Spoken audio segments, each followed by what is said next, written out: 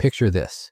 You're walking through the opulent halls of an ancient Egyptian palace 3,000 years ago, and you witness something that would make even the most worldly observer stop in their tracks. The pharaoh himself is reclining on golden cushions, surrounded by what appears to be his harem of beautiful women adorned in the finest linens and jewels. But look closer, and you'll notice something that challenges everything you thought you knew about ancient Egypt. Some of these figures moving gracefully through the shadows, serving wine and playing haunting melodies on their harps are not women at all. They are men who have been transformed into something else entirely, living a reality so hidden from history that most people have never heard their stories. Before we dive into these lost chapters of human experience, if you find yourself fascinated by the untold stories that history tried to bury, consider hitting that like button and subscribing for more content like this. And please let me know in the comments where you're watching from. It amazes me that we can explore these ancient mysteries together from all corners of the world, connected by our shared curiosity about the secrets of the past. What you're about to discover isn't just another tale of Egyptian excess or Pharaonic power. This is the story of how an entire class of people lived in the shadows of history, their identities reshaped by forces beyond their control, their humanity reduced to serving the desires of the most powerful rulers on earth. The institution of male concubinage in ancient Egypt represents one of the most carefully concealed aspects of Pharaonic culture, hidden not just from modern understanding, but deliberately obscured by the ancient Egyptians themselves. Let's begin with the world that created this forgotten reality. Ancient Egypt wasn't just the land of pyramids and mummies that we see in movies. It was a complex civilization that lasted over 3,000 years, longer than the entire history of Christianity. During this vast span of time, Egyptian society developed intricate systems of power, religion, and social hierarchy that would seem alien to our modern sensibilities. The pharaoh wasn't simply a king in the way we understand monarchy today.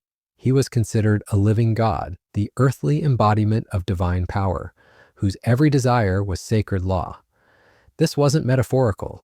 Egyptians genuinely believed their ruler possessed supernatural authority over life, death, fertility, and the cosmic order itself. When such absolute power concentrates in a single person, the consequences for everyone around them become profound and often disturbing. Within this context of divine kingship, the royal household became a microcosm of Egyptian society's most extreme possibilities.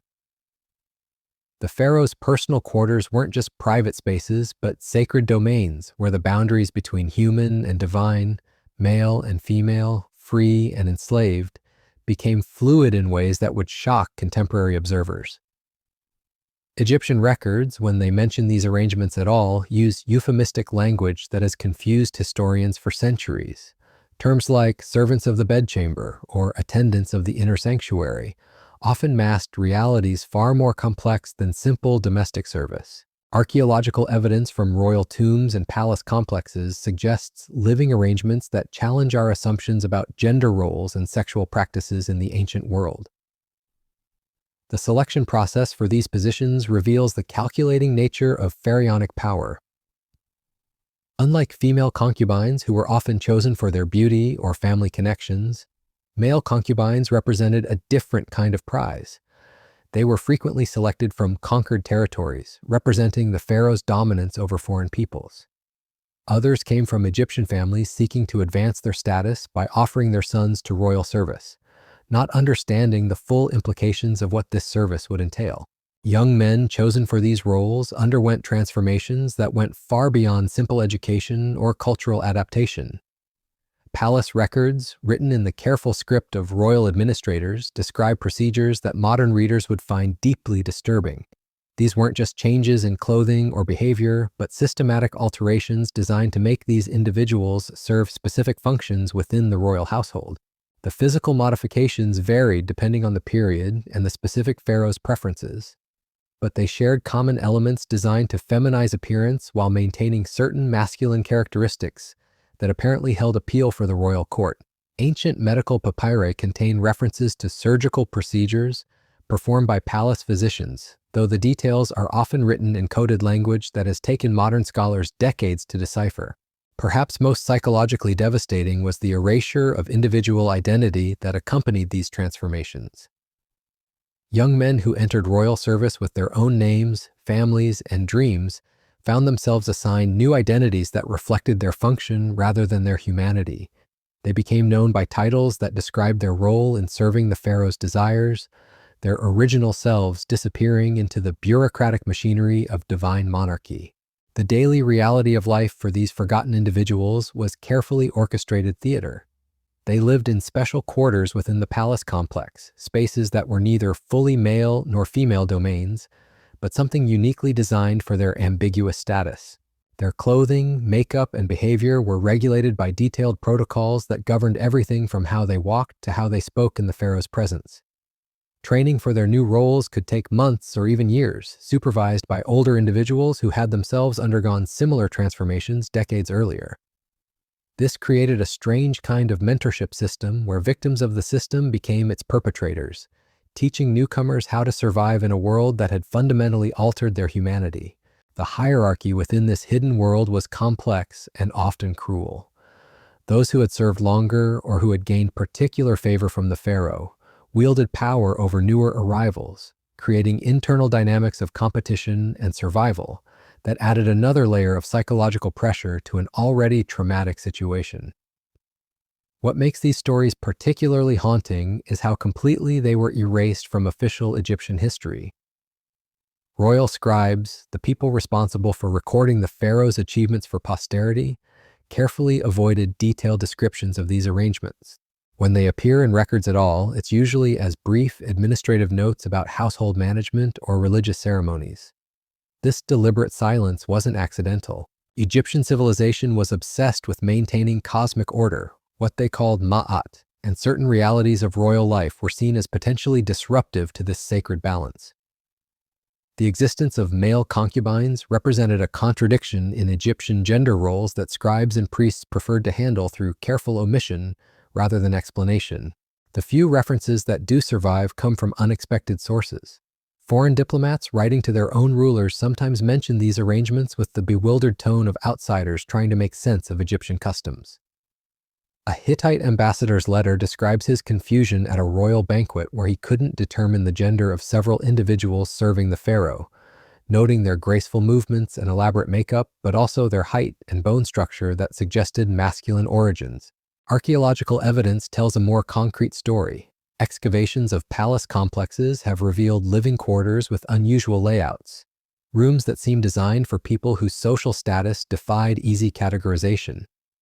These spaces contained artifacts that blur traditional gender boundaries, jewelry too elaborate for typical male servants, but personal items that suggest masculine interests and backgrounds. Tomb paintings occasionally provide glimpses into this hidden world, though always in carefully sanitized form. Royal burial chambers sometimes show figures in ambiguous dress participating in religious ceremonies, their roles in the afterlife as unclear as their positions had been in earthly service. These artistic representations required viewers to understand complex visual codes that have largely been lost to modern interpretation. The psychological impact on these individuals can only be imagined through the fragmentary evidence that survives. Medical papyri describe treatments for conditions that modern psychologists would recognize as symptoms of severe trauma and identity dissociation.